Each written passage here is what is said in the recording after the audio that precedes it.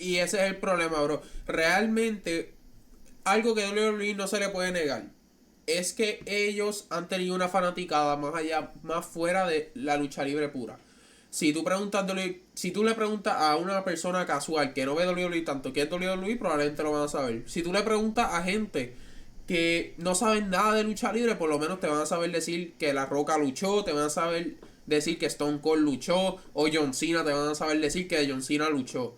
Pero realmente AEW no ha logrado salir de ese espectro de los fanáticos puros, y eso es un problema. Bueno, y bienvenidas a otra edición de Ivnsitoo Reacciona, donde hoy, mi gente, estamos activos. Estamos activos en una edición donde vamos a estar reaccionando al video titulado "Cómo AEW le falló a sus fanáticos". Como ustedes saben, AEW no ha estado en su mejor momento en estos pasados años, y le vamos a estar haciendo reacción a eso. Así que si a ustedes les gusta este tipo de contenido, por favor denle like, denle subscribe y denle a la campanita para que puedan recibir todas las notificaciones en respecto a este tipo de contenido. Y ahora sí, mi gente, sin nada más que decir, vamos para encima a escuchar cómo fue que AEW bajó de ser un nivel bastante alto competitivo con WWE, ahora donde apenas llenan 5,000 sillas. Vamos para encima. When All Elite Wrestling first burst onto the scene in 2019, fans were hyped. Finally, an alternative, a major competitor to WWE in decades, and for a while, AEW delivered exactly what wrestling fans had been craving. Fresh stories, dream matches becoming reality, CM Punk making his earth-shattering return to wrestling after nearly a decade away, stars like Kenny Omega, MJF, and Darby Allin finally getting national TV exposure alongside household names like Chris Jericho, Jon Moxley, Sting, and even guys like Bryan Danielson and Adam Cole. Bro, eso fue lo brutal, y pauso aquí rapidito. Realmente yo creo que, ¿verdad? El tiempo ha pasado y tal vez nos olvidamos un poco, pero bro, ese debut de AEW, papi, eso fue bien masivo, bro. Realmente, loco, hay que recordar, eso era una época donde WWE no estaba en su mejor momento, papi. Estaban ahí impulsando storyline que de verdad eran una basura. Así que tú tienes una alternativa que está regresando, es más greedy, es TV14, ¿verdad? Que tiene el espacio y también tienes la creatividad de poder hacer técnicamente lo que tú quieras. Sangrar, hablar malo, situaciones más fuertes que tal vez no se ven tanto en WWE, y eso en gran parte yo siento que fue lo que los ayudó en su debut. Choosing AEW over WWE. Times were exciting, and it looked like AEW was destined to change pro wrestling forever. But somewhere down the line, it looks like All Elite Wrestling has just pretty much lost its way. The excitement has faded, the novelty has worn off, and even the hardcore All Elite enthusiasts are tuning out and wondering if this is the same company that once promised to change the face of pro wrestling. So what caused this paradigm shift? What made AEW go from a legit competitor to barely staying relevant? How did it go from jam-packed stadiums to half-empty arenas? And how did the ratings go from hitting almost 1 million to getting thrashed by WWE's developmental brand NXT? Well, this is Grease from Wrestleology, and today we'll answer all those questions and much more as we dive deep into the downfall and future of All Elite Wrestling.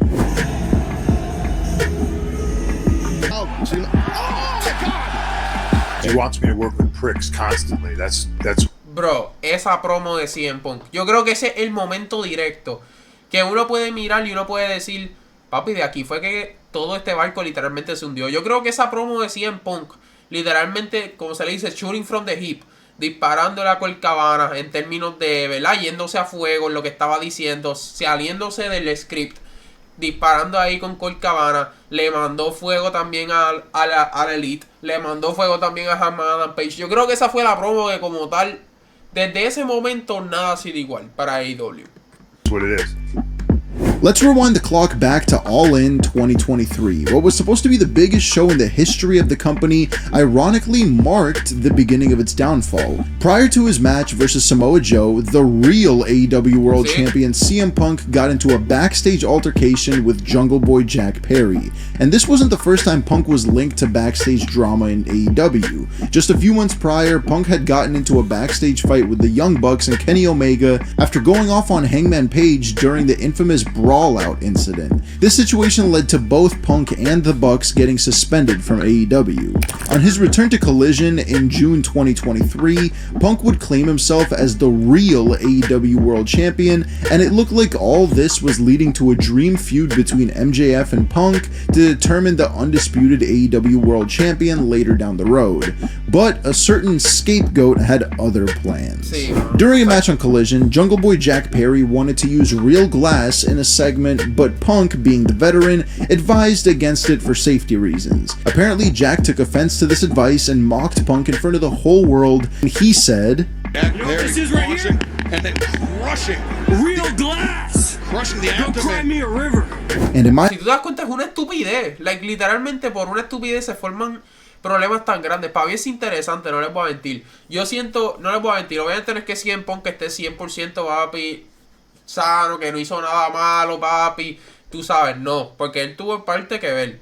Pero bro, si tú eres Jack Perry, con todo respeto del mundo, bro, ¿quién diantre es Jack Perry al lado de CM Punk en el mundo de lucha libre? Va a hablar las cosas como son, bro.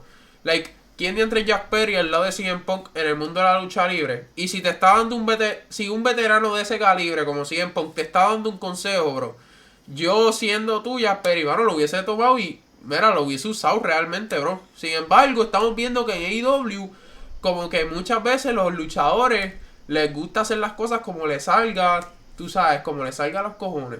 Y yo siento que eso es algo malo que ha hecho que el programa y el producto de AEW haya bajado de nivel un montón.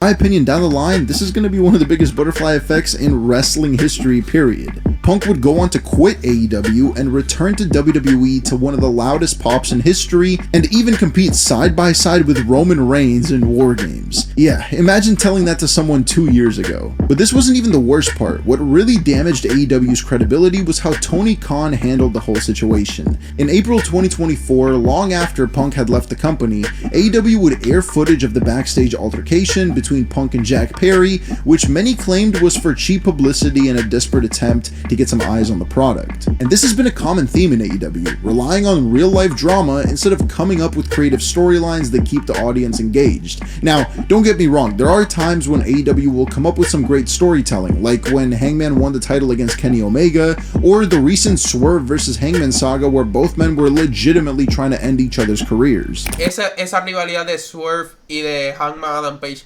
déjenme saber cuáles son sus top rivalidades de AEW. Esa tiene que estar ahí encima, bro. Para mí las dos mejores, esa y la de MJF contra CM Punk. No hay discusión.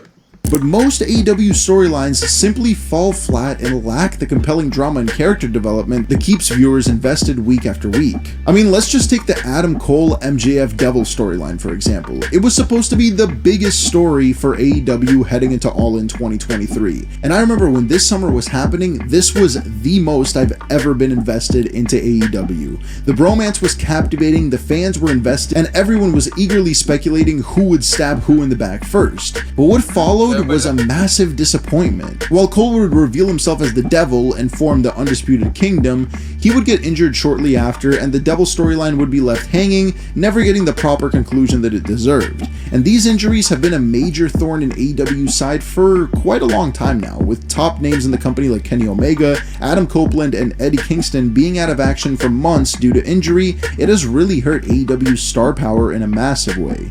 But injuries aren't the biggest reason that has led to AEW's decline. The biggest reason behind AEW's downfall is something that has been present since the company's early days and has become more apparent in recent months.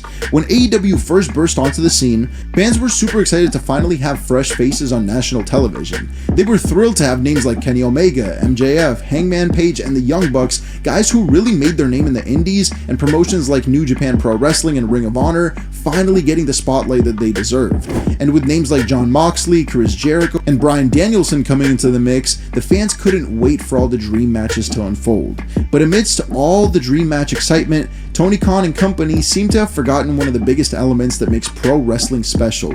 The one thing that keeps fans glued to their screens and keeps them coming back week after week. You see, if we take a quick glance at WWE today, the Bloodline saga has been going on for almost 5 years, but even now there are always new developments, there's always something that keeps the fans invested. Every match, every segment seems to serve some purpose in the big picture.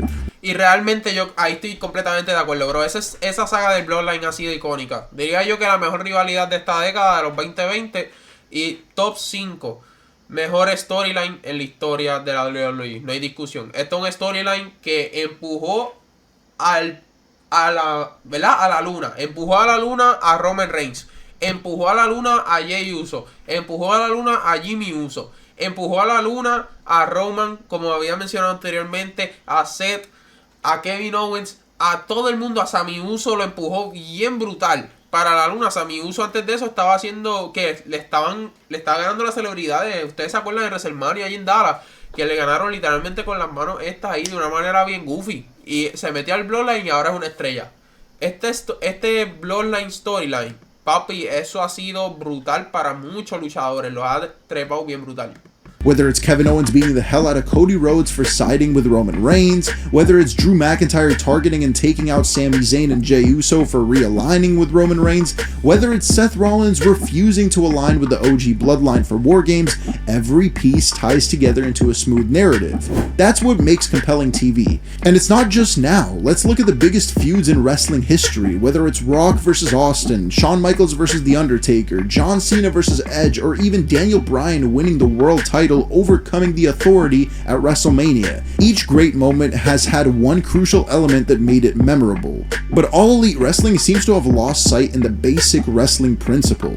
They keep booking these dream matches with little to no build at all. Whether it's a pay-per-view like Forbidden Door or an episode of Collision, most AEW cards seem like randomly thrown together matches at the last minute instead of payoffs for compelling stories that the fans want to watch. And in my opinion, this is the biggest reason that's turning even hardcore AEW fans into skeptics. I mean, look at the current state of AEW. The biggest story currently is Jon Moxley basically turning himself into NWO Hulk Hogan, holding the company hostage and rebuilding it in his own image. Now, I'm not going to be a Debbie Downer and dismiss the storyline before it even gets a chance to play out, but looking at AEW's history with such stories, I honestly don't really expect a huge payoff. No te voy a mentir, bro. Obviamente, ¿verdad? Dejándonos llevar, tal vez no esperemos el payoff tan grande, pero si la logran sacar bien, ese storyline de Dean Ambrose, ¿verdad? Formando a AEW a su manera, papi. Tal vez crear un equipo de AEW de las mejores estrellas contra la facción de Dean Ambrose puede ser súper interesante.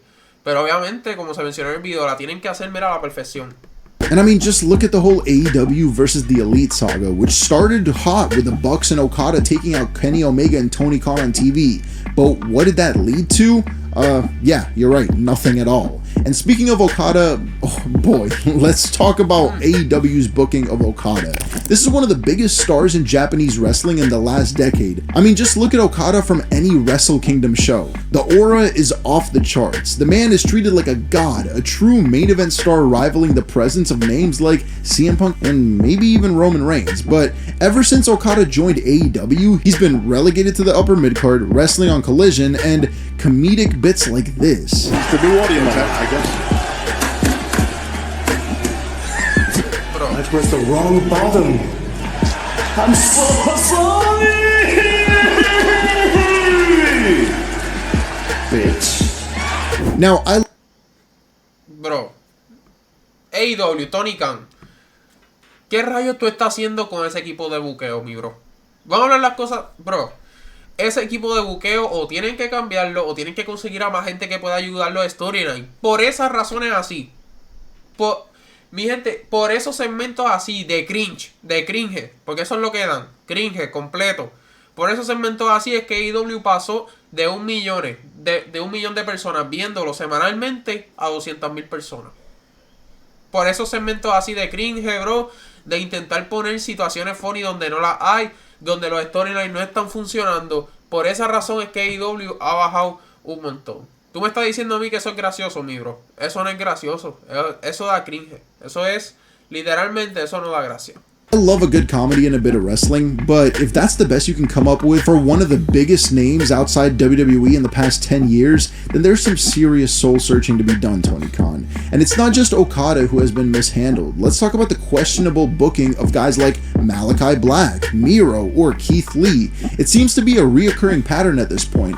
Big name signs with AEW, they get the All Elite graphic, they get hyped for 2 weeks, and then they get lost in the shuffle. Next thing you know, the wrestling on Collision or Rampage. It's like Tony Khan has way too many toys and he doesn't know what to do with them. The same has been the case with Mercedes Moné. When Mercedes, formerly known as Sasha Banks, first arrived in AEW, fans thought the AEW women's division was finally going to be resurrected. And while things looked quite promising for a few weeks with some tension between Britt Baker and Moné, the CEO's arrival hasn't quite lived up to the expectations. The booking of these stars just seems all over the place. No long-term plans, just thrown together matches and segments. Well, except the booking of one Chris Jericho, which has been consistent, and by consistent, I mean consistently awful, okay? Bro. All of Jericho's storylines from the Inner Circle to JAS to the Learning Tree all seem to follow the same pattern, and the fans have made it evident that they don't like it at all. New title for the Mozart of the mat game.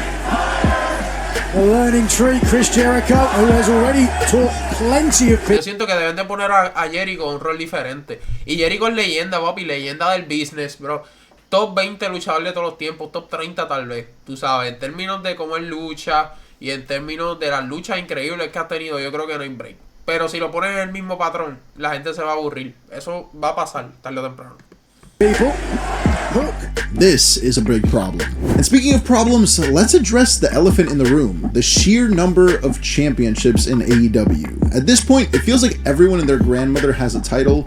When you have multiple world championships, multiple tag team championships, and titles that barely get defended or even shown on TV, it dilutes the importance of being a champion. Now, you could make the same argument for WWE now because they're starting to create the women mid-card titles and they had the Crown Jewel one, but let's be honest, the Crown Jewel one is like only a one-time thing a year. I feel like the only title in WWE that really doesn't matter is probably the Women's Tag Team Championship, but everything else at least is made important even a little bit on TV, unlike some of these AEW titles. But all of these issues ultimately point to one central problem: Tony Khan's leadership, or rather the lack thereof. Look, I'll give credit where it's due. Khan's passion for professional wrestling is undeniable. He's a lifelong fan who managed to create a legitimate alternative to WWE, but being a passionate fan doesn't automatically make you a good booker or leader. The signs have been there from the beginning too. Instead of taking feedback from the vets in the business or listening to the broader audience, Tony Khan seems to be more focused on pleasing a small vocal section of the internet wrestling community.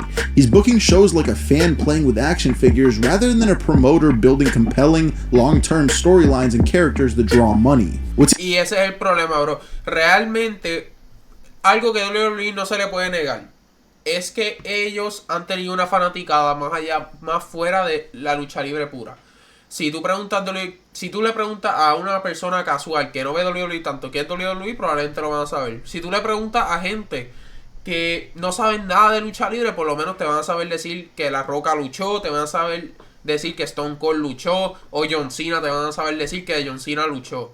Pero realmente AEW no ha logrado salir de ese espectro de los fanáticos puros, y eso es un problema. Para tú coger más anuncios, para tú coger más fanáticos, tienes que hacer estrellas que salgan fuera del espectro de lucha libre, y tienes que achacarte a un diferente público que no sean los mismos fanáticos de indie. What's even more concerning, though, is his lack of backbone when it comes to making tough decisions. Whether it's being unable to tell the talents no when they pitch ideas that don't make sense, or his reluctance to streamline the bloated roster, Khan seems more interested in being the cool boss rather than being an effective leader. Just look at his Twitter behavior, constantly defending ratings, making excuses for poor attendance, and getting into arguments with critics instead of focusing on improving the product. That is not what a leader of a major wrestling company should be doing.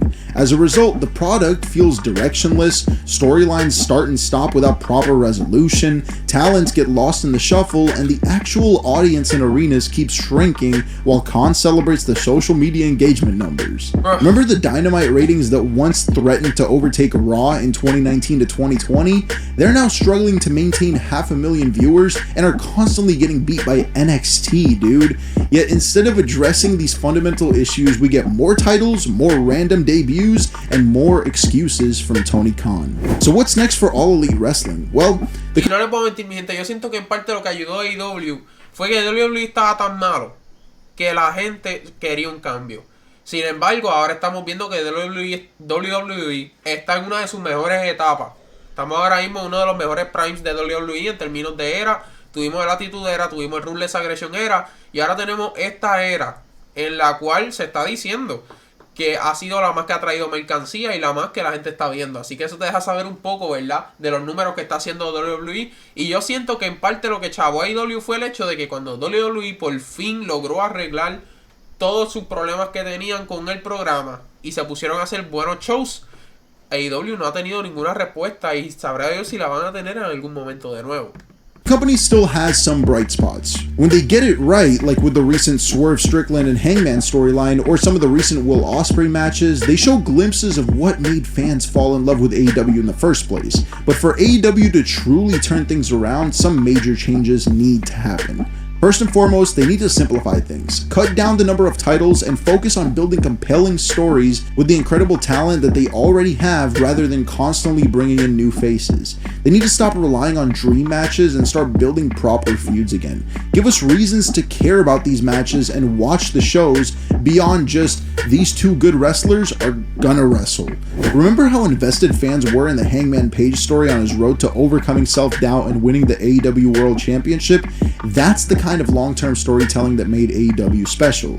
The company also desperately needs someone with creative experience to help guide the ship. Tony Khan clearly has passion and knowledge of wrestling history, but his booking decisions suggest that he needs help structuring the shows and telling coherent stories. Whether that's bringing in experienced writers or listening to more of the veterans in the locker room, something there needs to change 100%. And most importantly, AEW needs to rediscover its identity. What made them different from WWE wasn't just the in-ring style, it was their ability to tell authentic stories that felt fresh and exciting. They need to stop trying to be WWE light and start trying to be AEW again. The only thing that really did kind of change for the AEW and WWE like war was the fact that WWE is just genuinely a better product right now than it was in 2019 to 2020.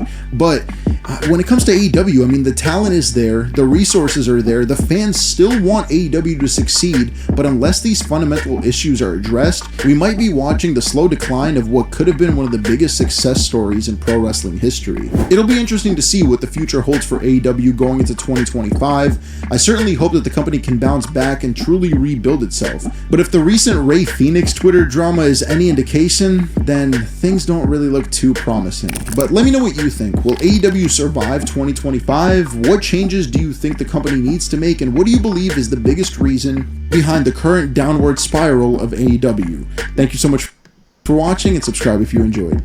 Bueno, mi gente, ahí está, hermano. Realmente todas las razones concuerdo con él y yo también tengo una de las mías. AEW tiene que hacer un mejor producto y tienen que sacar mejores storylines. Así que, mi gente, ustedes déjenme saber en los comentarios qué ustedes opinan respecto a este video y qué creen que tiene que hacer AEW para poder subir esos ratings. Estamos activos de camino a los 200 suscriptores, así que si les gusta este tipo de contenido, denle like, denle subscribe y denle a la campanita para que puedan recibir todas las notificaciones. Y ahora sí, mi gente, estamos activos. So que sin nada más que decir, Ivnsitoo, fuera.